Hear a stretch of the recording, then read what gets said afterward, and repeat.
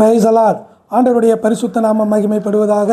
கிறிஸ்துவுக்குள் பிரியமானவர்களே, உங்களுக்கு சமாதானம் என்ற இந்த காணொளி மூலமாக இன்று நாம் தியானிக்க இருக்கிற செய்தி 7 மலைகள்.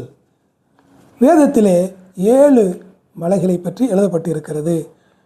7 என்றால் பரிபூரணம், மலை என்றால் உயர்ந்த மேன்மையான அனுபவங்கள். முதல் மலையாக அராரத் மலை. ஆதியாகமம் 8:4 வாசிக்கிறோம். நோவா செய்த இந்த பேழை ஜலப்பிரளயத்தின் முடிவிலே இதன் உச்சியிலே நின்றது. இது வாழ்க்கையின் புதிய ஆரம்பத்தையும் ரட்சிப்பின் அடையாளத்தையும் வெளிப்படுத்துகிறது. 1 பேதுரு 3:21 இந்த பேழை ஞானஸ்தானத்தின் அடையாளமாகவும் கிறிஸ்துவையும் வெளிப்படுத்துகிறது. 2வது மலை மோரியா மலை. ஆதியாகமம் 22:2 வாசிக்கிறோம். இது ஆபிரகாம் ஈசாக்கை பலி செலுத்த அழைத்து சென்ற இடம். இது நம்மளுடைய அர்ப்பணிப்பையும் விசுவாசத்தையும் குறிக்கக்கூடிய ஒரு மலையாக இருக்கிறது. 3வது மலை சீனாய் மலை அல்லது ஓரேப் மலை. யாத்ராகமம் 19:20 24:12 நாம் வாசிக்கிறோம்.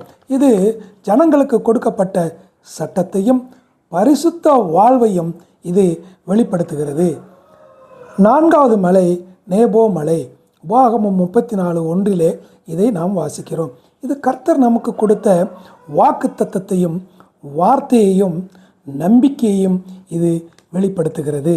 5 கர்மேல் மலை. 1 ராஜாக்கள் 18:19 முதல் 39 வரை வாசிக்கிறோம்.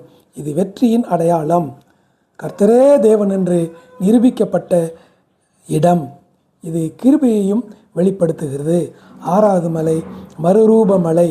மத்தேயு 17:1 முதல் 5 வரை இதை நாம் வாசிக்கிறோம். இது கிறிஸ்து மகிமைப்பட்ட இடம், அவர் மறுரூபமான இடம். அது மாத்திரமல்ல, இது பரிசுத்த ஆவியானவர் நம்மளில் ஊற்றப்படுகிற அந்த ஆவியின் அடையாளமாகவும் இந்த மலை இருக்கிறது. 7வது மலை ஒலிவ மலை. லூக்கா 22:39 அப்போஸ்தலர் 1:12 வாசிக்கிறோம். இது ஜெபத்தையும் கிறிஸ்துவின் 2ஆம் வருகையையும் நம்பிக்கையையும் சபை எடுத்துக்கொள்ளப்படுதலையும் வாசிக்கிறோம்.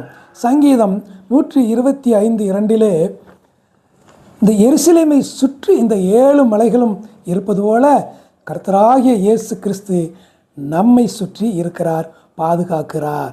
ஆமென்.